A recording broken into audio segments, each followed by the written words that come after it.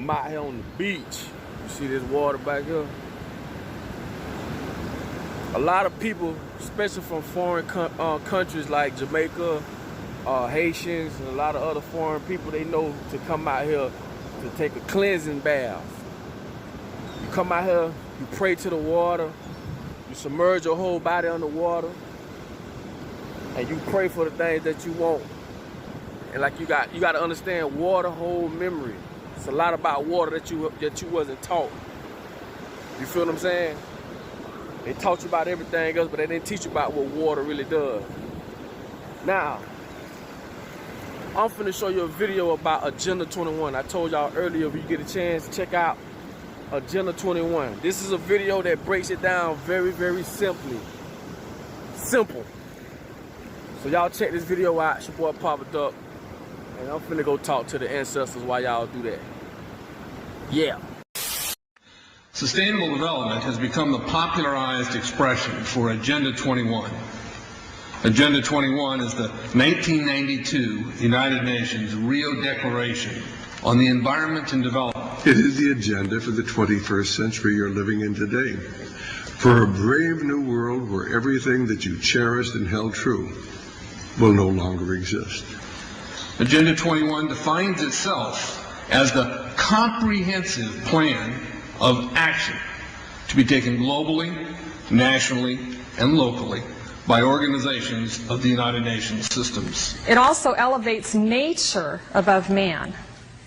And it contains something called the precautionary principle, where basically you're guilty until you're proven innocent. Sustainable development is the philosophy designed to bring human beings across the globe under the full control of a narrow human elite. It's a 40-chapter document to basically control the world.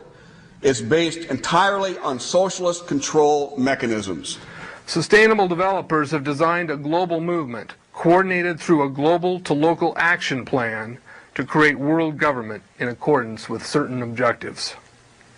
These objectives include an end to national sovereignty, the abolition of private property, the restructure of the family unit, and increasing limitations and restrictions on mobility and individual opportunity. The green goal includes the listings of what's not sustainable. A couple of the examples include private property. 728 lists fossil fuels. Golf courses and ski lodges are not. Consumerism. Irrigation is not sustainable. Paved roads. Commercial agriculture. Herbicides, pesticides. Elsewhere, it lists farmlands, pastures, grazing of livestock. And the family unit. The focus of sustainable development is the abolition of private property, societal undermining of the family, and abandonment of the constitutional protection of unalienable rights as described in the Declaration of Independence. You see, I sat on the Santa Cruz Agenda 21 committees. Now, this was a lot of crazy ideas. This is back in the mid-90s. Crazy ideas I heard. Mother Earth's surface wasn't to be scratched. Human beings were to be concentrated into human settlement zones. Educational systems were to focus on the environment as the central organizing principle. All aspects of life were covered. Well, I went to these committees at the request of some people who told me that I needed to understand what was going on, and I came back and I said, this is craziness. This is so silly. It has no chance of having any effect on our society. Well, I was wrong. The United States government's support for sustainable development, Agenda 21, is very clear. In 1992, while the Rio Conference was going on, George Bush, then president, was there where he executed the Agenda 21 protocols on behalf of the United States and brought it back to Washington, D.C. Within a year, Bill Clinton, by executive order, no congressional review, established the President's Council for Sustainable Development. In Santa Cruz, we've got a 2-lane freeway system. We need 4, but what we're getting is hundreds of millions of dollars of federal money to take a dilapidated rail line that Southern Pacific wants to put in the hands of somebody else so that a commuter line can be built along the railroad track. That'll be followed by 14-story buildings where people will live and stack them and pack them units, where developers or so-called sustainable developers will build these high rises with federal dollars. In fact, Santa Cruz has received a $300 million federal grant to build the first 3,000 of these stack and pack them units. The County Board of Supervisors has said if you are a sustainable developer, you're immune from any construction defect liability. It's a partnership between selected developers building this new world order and the government using the American taxpayer dollars in order to do it. This is a map of the Wildlands Project. To explain the map, the red are areas that are to be off limits to human beings. No resource development, no human activity. If you live there, you won't. The yellow areas are the areas for major control of all human activity. If you live there, you won't.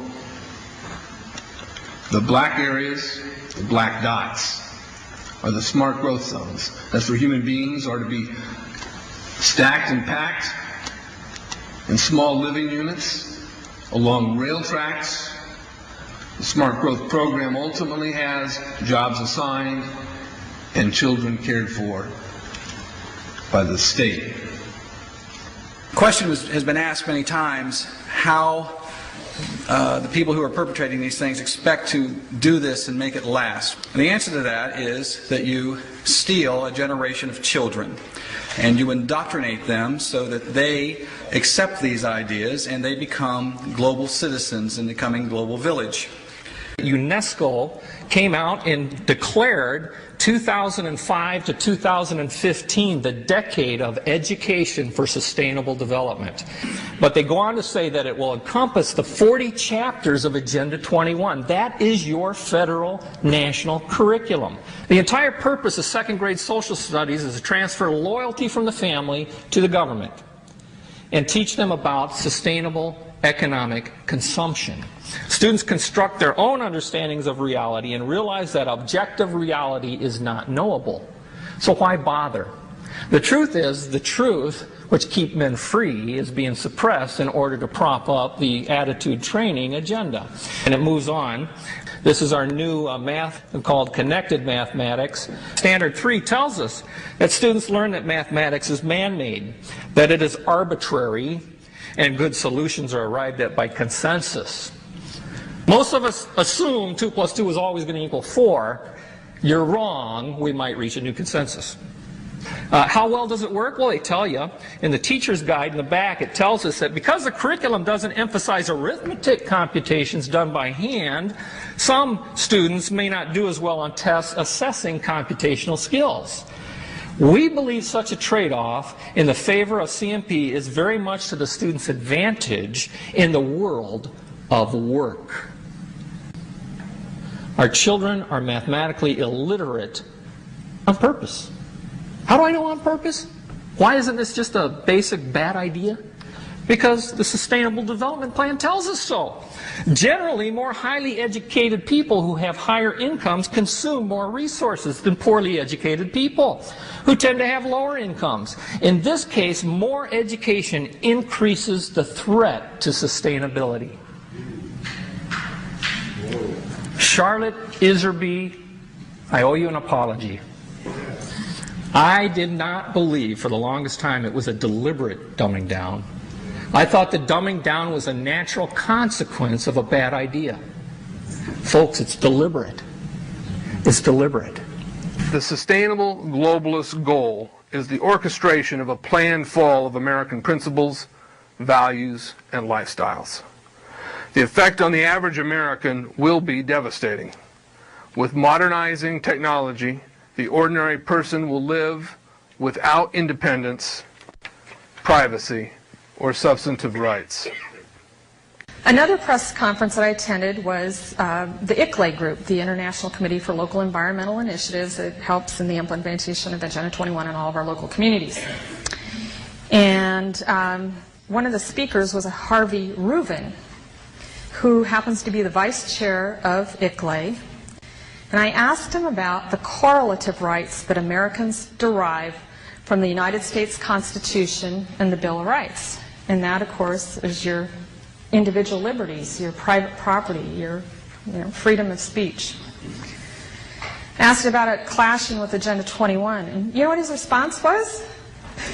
Individual rights must take a back seat to the collective. Y'all pay close attention to that video, because you learned more in that video than you did 12 years in the schools that you've been to and went to, the brainwash camps.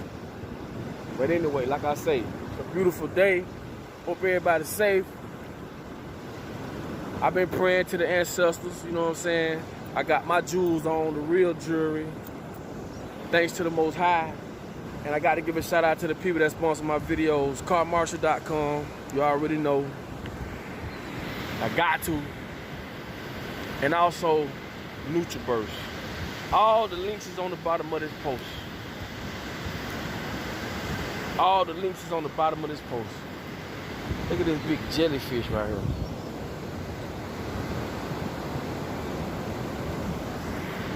That let you know there is a Most High. I don't like to put no name on it, but it is. But y'all like, subscribe, comment, do what you do, and I'm finna go back and talk to the ancestors.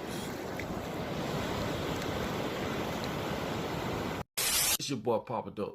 Man, I appreciate y'all for checking out my videos, man. Please like, subscribe, comment, share, do what you do. Also, follow me on all social media platforms, Instagram, Facebook, because you do not want to miss new music, and you definitely don't want to miss another video. At the end of the day, we family, and I'm just trying to get you to open your eyes and see things in a different light. And like I tell y'all, I don't with you humans.